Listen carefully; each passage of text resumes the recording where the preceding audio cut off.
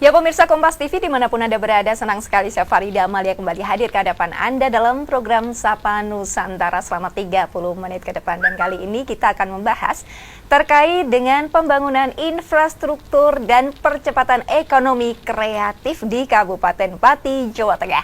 Seperti yang kita ketahui bersama bahwa dua sektor tersebut merupakan kunci keberhasilan di Kabupaten Pati. Dan untuk mengetahui lebih detail terkait dengan dua hal tersebut, saat ini saya sudah bersama dengan Bupati Pati, Bapak Sudewo. Apa kabar ini Bapak? Alhamdulillah, Alhamdulillah. Kabar baik, sehat-sehat selalu. Alhamdulillah kabar sehat. Gimana Mbak Lia? Alhamdulillah sehat, baik Bapak. Ini kita lihat ini kan kondisinya memang lagi kondisi musim penghujan. Dan musim penghujan ini antisipasi dengan bencana hidrometeorologi. Ini kalau kita lihat di Kabupaten Pati ini bagaimana ini Pak? Antisipasi dengan banjir setidaknya. Ya, di Kabupaten Pati sudah melakukan mitigasi titik-titik rawan bencana banjir. Karena bencana banjir di Kabupaten Pati itu kan titik-titiknya sudah terjadi berulang kali setiap kali musim hujan. Apa penyebabnya juga kami sudah deteksi dan itu sudah kami lakukan upaya untuk mengantisipasi supaya musim hujan ini tidak terjadi banjir. Misalnya di wilayah Juwana, Sungai Juwana 2, CU2, di beberapa desa di Kecamatan Kayen dan di beberapa desa Kecamatan Sukolilo itu sudah kami lakukan pengerukan. Dan alhamdulillah yang semula hujan itu sampai 1 bulan lebih itu banjir, itu tidak surut. Sekarang ini banjir 2 hari, 3 hari sudah surut dan pengerukan terus kita lakukan. Misalnya juga di Kecamatan Jagenan beberapa desa juga terjadi banjir. Itu sudah kami lakukan pengerukan selama 3 bulan lebih dengan 3 alat berat. Alhamdulillah musim hujan yang sudah sekian lama pada saat ini di sana juga tidak terjadi banjir.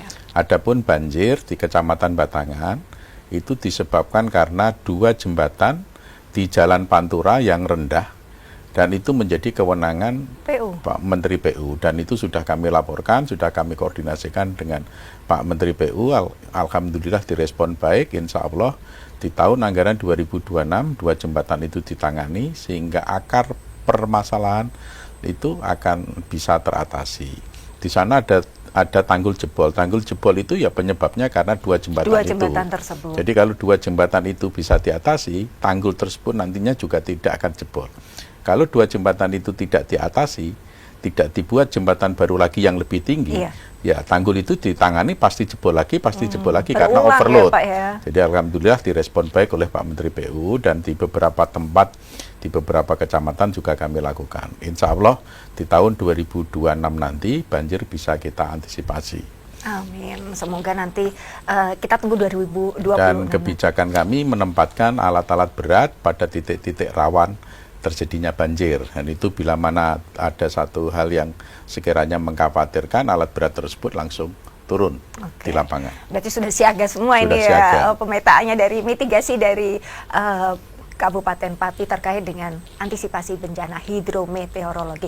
Ini kan berarti terkait dengan infrastruktur juga ya Bapak, termasuk banjir langganan di depan rumah sakit Kayen itu. Itu sampai berhari-hari tidak surut dan tinggi sekali. Alhamdulillah sekarang ini tidak terjadi banjir karena sistem drainasenya kami tangani, termasuk konstruksi jalannya kami tinggikan. Seperti berarti itu. Akar permasalahannya udah dapat ini Pak ya. Kalau infrastruktur untuk yang Pak Sudewo sampaikan tadi, untuk yang tahun depan ini fokusnya nanti yang apa nih Pak, penanganan fokus infrastruktur? Tahun depan masih kami konsentrasi pada penanganan infrastruktur jalan. Di tahun 2025 ini kami fokus infrastruktur jalan dan kami lanjutkan di tahun 2026. Rencana kami infrastruktur jalan sampai dengan tahun anggaran 2026, 90% infrastruktur jalan kabupaten yang menjadi kewenangan pemerintah Kabupaten Pati itu sudah dalam kondisi bagus, kondisi mantap. Sehingga pada tahun anggaran 2027, anggaran kami tidak tersedot lagi untuk penanganan jalan, bisa digunakan untuk program atau sektor yang lain, pemberdayaan perekonomian, pelayanan kesehatan yang prima, pendidikan, sektor-sektor pertanian dan yang lain seperti itu. Karena kalau kita lihat jalan ini adalah salah satu pendukung utama lancarnya ekonomi ya Pak ya, menjadi penekanan utamanya di situ. Kita juga sempat melihat ini bahwa Kabupaten Pati ini menjadi kabupaten kreatif. Kita ucapkan selamat dulu pada Pak Sudewo ini karena Pati dinobatkan sebagai kabupaten kreatif, dan kita akan kupas terkait dengan apa yang menyebabkan Kabupaten Pati ini menjadi masuk dalam kabupaten kreatif usai jeda pariwara berikut ini.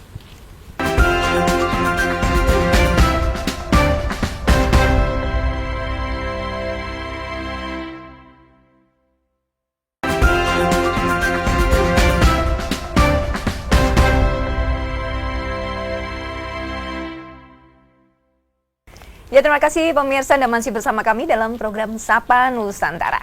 Jika tadi di segmen 1 telah di-spill bahwa Kabupaten Pati ini berhasil menjadi kabupaten kreatif. Pasti ada penasaran, kreatif itu yang seperti apa? Nah, bisa langsung diulas di sini karena ada Pak Bupati Pati, Pak Sudewo. Bapak, selamat nih Bupati Pati, karena Kabupaten Pati hari ini ya Pak ya? Hari ini dinobatkan menjadi kabupaten kreatif di antara 6 atau 8 ini Pak? 6 kabupaten kota di seluruh Indonesia. Seluruh Indonesia, luar biasa pasti. Dan di Jawa Tengah ini Kabupaten Pati menjadi kabupaten kreatif, pasti ada ini sendiri dong Pak.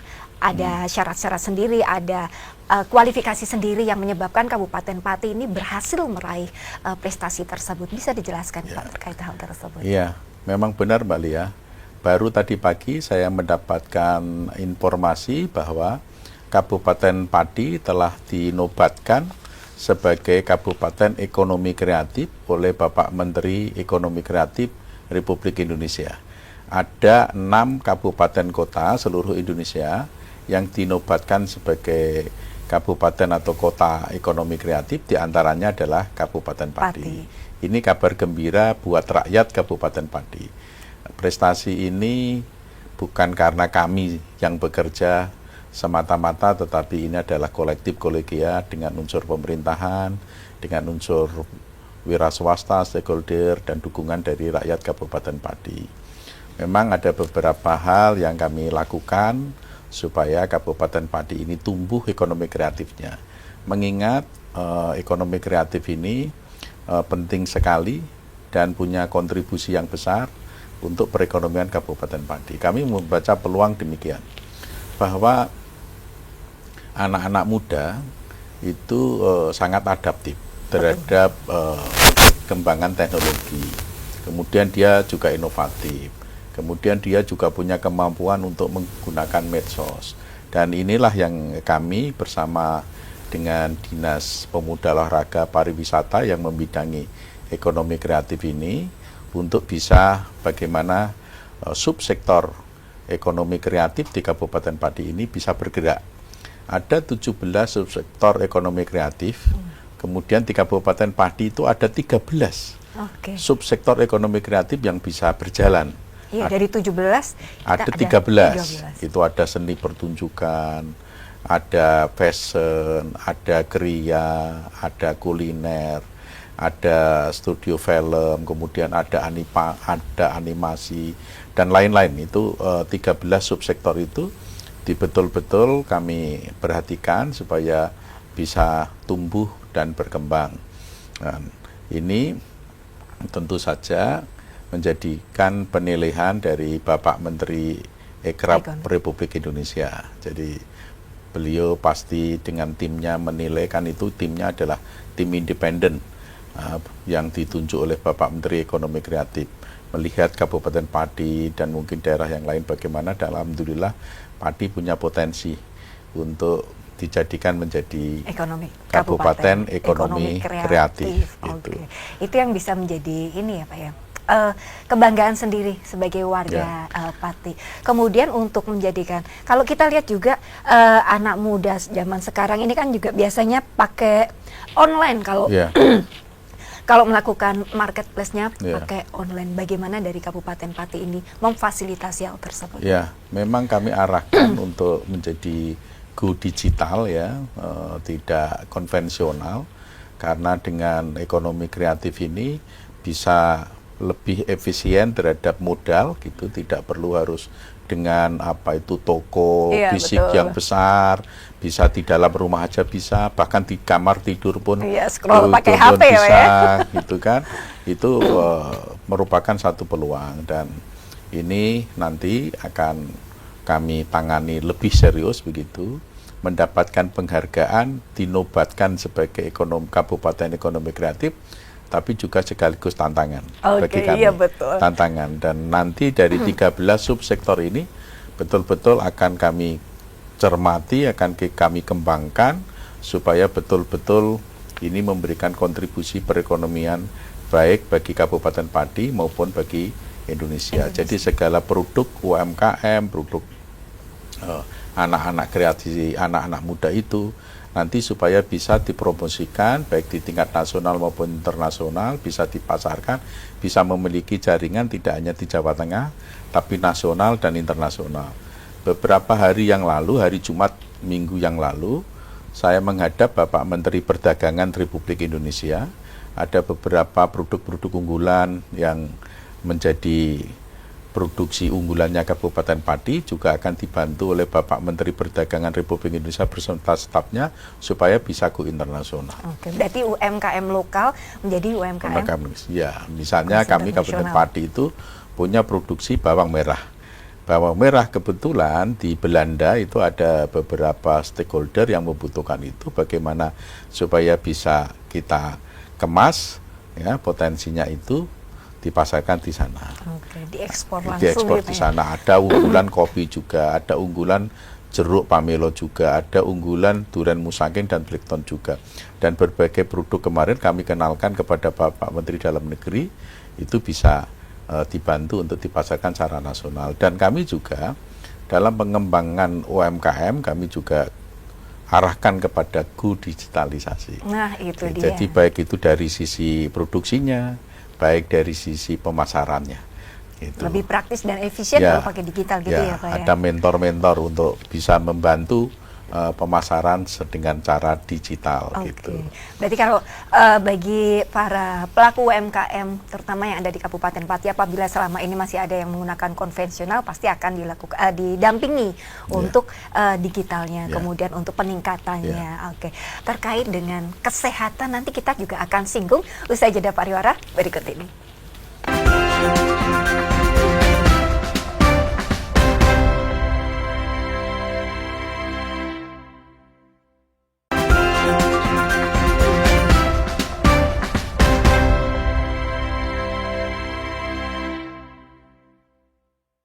Ya, terima kasih masih bersama kami dalam program Sapa Nusantara bersama Bapak Sudewo, Bupati Pati. Jika tadi di segmen 1-2 kita sudah bahas terkait dengan prestasi Kabupaten Pati, kemudian potensinya. Ada satu yang tadi di segmen 2 belum sempat dibahas, yaitu terkait dengan kesehatan. Ini bagaimana pelayanan kesehatan di Kabupaten Pati, Bapak? Ya, pelayanan kesehatan ini memang menjadi prioritas utama supaya bisa memberikan pelayanan kesehatan yang terbaik bagi masyarakat. Pertama-tama yang kami benahi adalah pelayanan dari Rumah Sakit RA Suwondo. Ini sekarang ini sudah berubah menjadi bersih, pelayanannya ramah, kemudian sarana prasarananya memadai, alat kesehatan sudah normal semua, kemudian juga tamannya ditata asri gitu ya. Kemudian dulu ruang tunggunya itu pengap, ya, kotor, itu sumuk, itu sekarang ini sudah ber-AC, tampilannya indah. Dulu MCU-nya itu juga tidak memadai, sekarang ini sudah ber-AC, sudah bagus, ruang tunggunya bagus. Dulu ngambil obat itu aja pagi sampai sore belum tentu sudah dapat, sampai keluarga pasien sudah pulang, obat baru dikasih tahu obatnya jadi. Sekarang ini nunggu obat paling lama 1 jam sudah dapat. Dan ke depan nanti akan kami kembangkan lagi, itu pengembangan IGD. Kemudian juga pengembangan IGD ini dibantu oleh Bapak Gubernur, kemudian pembuatan gedung 8 lantai rawat inap itu dari Bapak Menteri PU, dan alat kesehatannya segala macamnya itu nanti dibantu oleh Bapak Menteri Kesehatan. Tapi tidak di situ saja, Itu yang warga yang tidak terlayani BPJS, itu dari APBD Kabupaten Pati, kami perintahkan Dinas Sosial, Dinas Kesehatan, supaya semua itu tertangani oleh BPJS. Dan dari Dinas Kesehatan Kabupaten Pati memberikan pelayanan cepat kepada masyarakat dengan sistem jemput bola. Jadi petugas kesehatan dari puskesmas itu justru turun ke desa-desa pada hari tertentu, itu melayani masyarakat di desa tersebut yang sifatnya dasar, ada tensi, ada gula darah, kemudian cek jantung, dan itu kemudian obat generik turun ke bawah. Oke, jadi itu pelayanan ada lansia atau ini langsung ada jemput bola langsung jemput bola itu. Jadi nanti semakin sempurna lah, akan semakin baik pelayanan kesehatan di Kabupaten Pati. Ya. Oke. Nah, ini kebetulan ini kan memang kita ada di bulan Desember. Bulan Desember itu adalah ada event-event yang luar biasa, yaitu Natal dan Tahun Baru. Ya. Nah, terkait dengan Natal dan Tahun Baru, sejauh mana persiapan dari Kabupaten Pati menyambut Natal dan Tahun Baru? Ya, kemarin kami koordinasi dengan Forkopimda, dengan Kapolres, dengan Dandim, Kejaksaan, Pengadilan, dengan DPRD, dan juga dengan semua OPD, dan juga termasuk institusi-institusi yang terkait dengan pelaksanaan persiapan menyambut Nataru.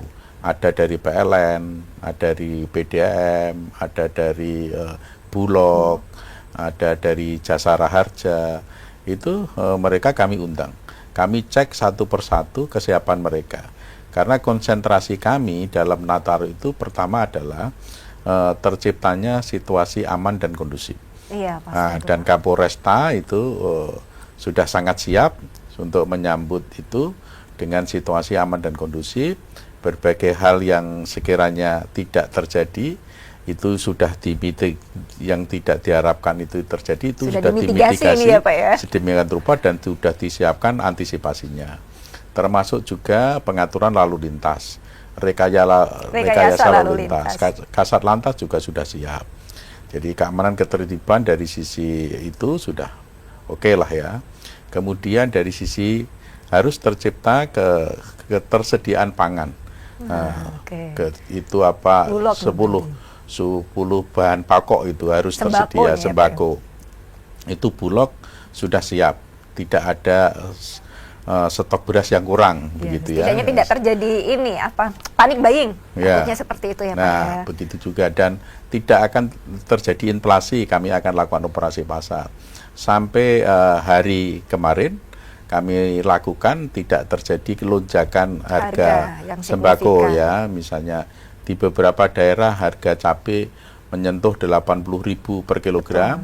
Di Kabupaten Pati masih kisaran antara 65.000, 70.000 kilogram. Dan rencana kami di minggu ini akan turun ke pasar untuk cek harga sembako itu supaya tidak terjadi inflasi. Dan kami menghimbau juga supaya tidak ada pihak-pihak tertentu yang melakukan stok pangan, penimbunan, sehingga terjadi kelangkaan dan panik buying itu tadi. Panik buying itu tadi supaya tidak terjadi.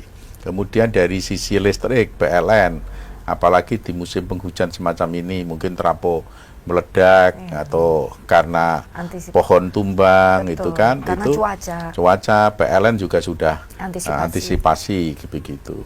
Kemudian supaya andai kata terjadi tanggul jebol gitu ya di tengah-tengah Nataru ini, dari Badan Pelaksana Bencana Daerah bersama PU sudah siaga dengan menyiapkan alat-alat beratnya eskavator pada titik-titik rawan gitu ya. Itu jadi semuanya sudah kami antisipasi, dan juga alhamdulillah perayaan Natal ini juga mendapatkan dukungan dari agama yang lain, terutama NU dan Muhammadiyah. Dan Mbak Lia, Kabupaten Pati baru saja mendapatkan penghargaan, dinobatkan sebagai kinerja FKUB, toleran antar umat beragama tingkat nasional peringkat ketiga. Luar biasa sekali. Peringkat ketiga. Jadi meskipun hebohnya medsos semacam itu, tapi faktanya di tengah-tengah masyarakat terjalin kerukunan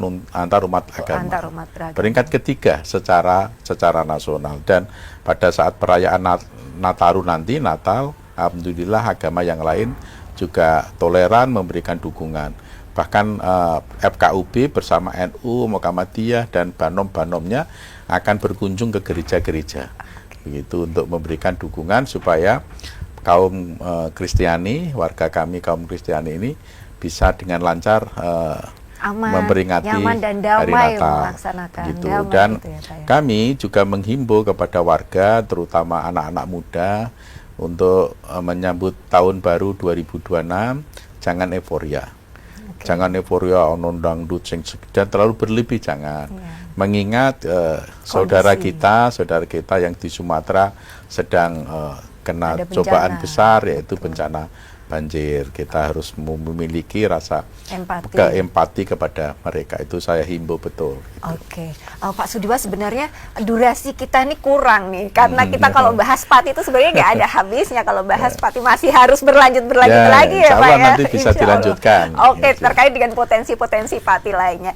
Namun karena durasi yang sudah terbatas, mungkin Bapak ada pesan himbauan buat pemirsa sekalian. Ya, saya berharap kepada semua warga Kabupaten Pati, ini kita konsentrasi saja bagaimana supaya Kabupaten Pati ini lebih baik, lebih maju. Saya sebagai pemimpin ini tentu saja ada sesuatu yang tidak sempurna, kami pun siap dikoreksi, siap diberi masukan, tapi percayalah apa yang akan saya lakukan ke depan maupun yang sudah saya lakukan sekarang ini adalah saya niatkan untuk perbaikan Kabupaten Pati. Oke, luar biasa. Ya, mari kita kompak bersatu untuk membangun Kabupaten Pati. Oke, matur suwun Pak Sudiwo. Ya. Semoga perbincangan kita ini bisa menjadi inspirasi dan bermanfaat buat pemirsa sekalian. Saya Farida Amalia, mewakili kerabat kerja yang bertugas, mengucapkan terima kasih atas perhatian Anda. Kompas TV, independen, terpercaya.